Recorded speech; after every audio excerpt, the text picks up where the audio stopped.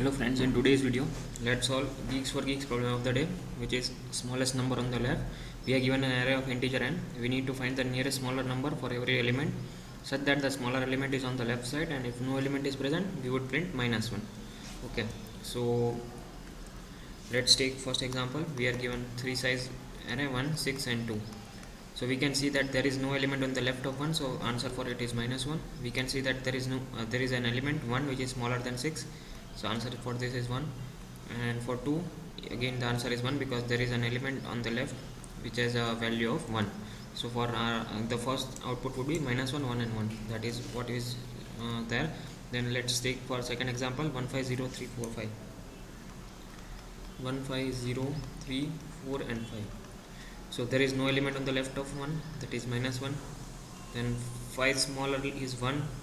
Then there is no element smaller than 0, so it is -1 again.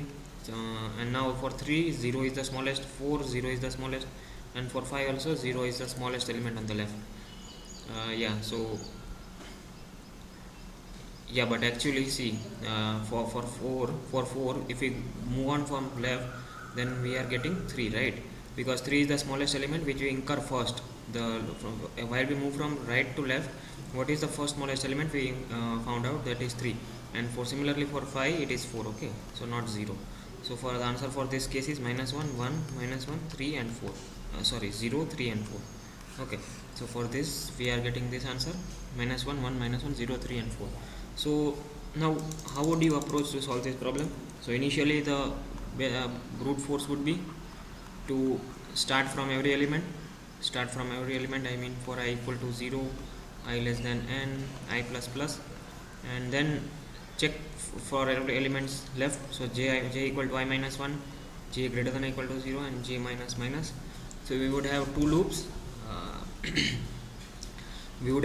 And then we would find out if what is the smallest element. So if my current element is a of I, then I would check if my a of j is smaller than current, then that is our answer. Okay, and we would push back the value in our answer vector. So this is the brute force. What is the time complexity? It is big of n square, right? But this would give us time limit exceeded, right? So what is the optimal approach then? So optimal approach then is to use a stack data structure, because we could see that we need to iterate from right to left, right? So it is intuitive that we could use a stack or a queue or stack data structure, right?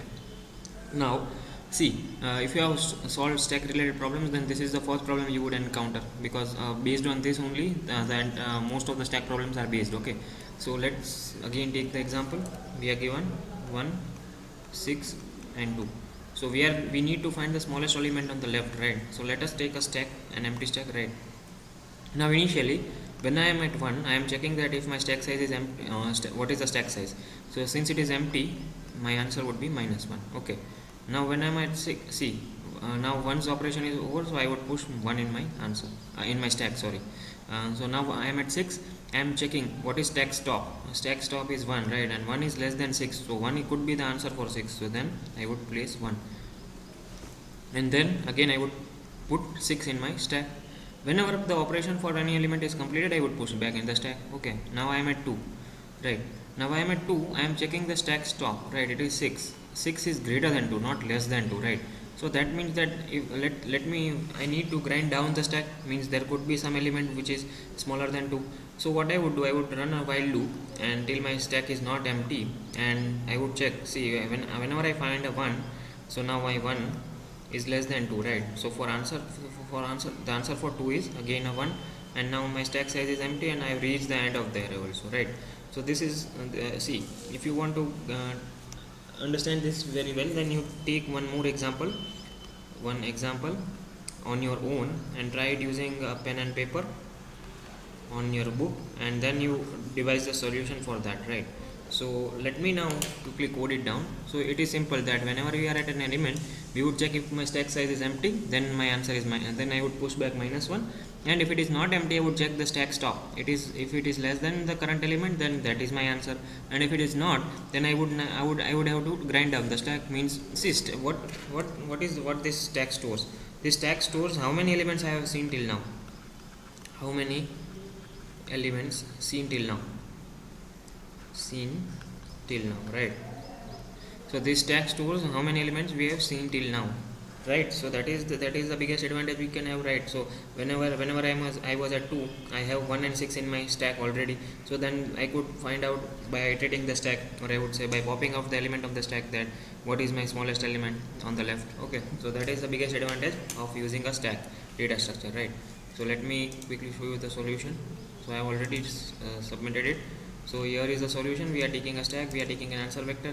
If my stack is empty, I am pushing back -1. If my stack stop is less than a of I, then I am pushing the stack stop. And otherwise I would check till till the element on the top is greater than or equal to ai. And if my stack becomes empty towards the end, then I would push back -1, and else I would push stack stop again. Okay, and once the operation is over, I would push that element in the stack and finally return an answer. So I would paste the code in the description below, but do not forget to subscribe to the channel if you are liking it, and like the content also. Thank you for watching.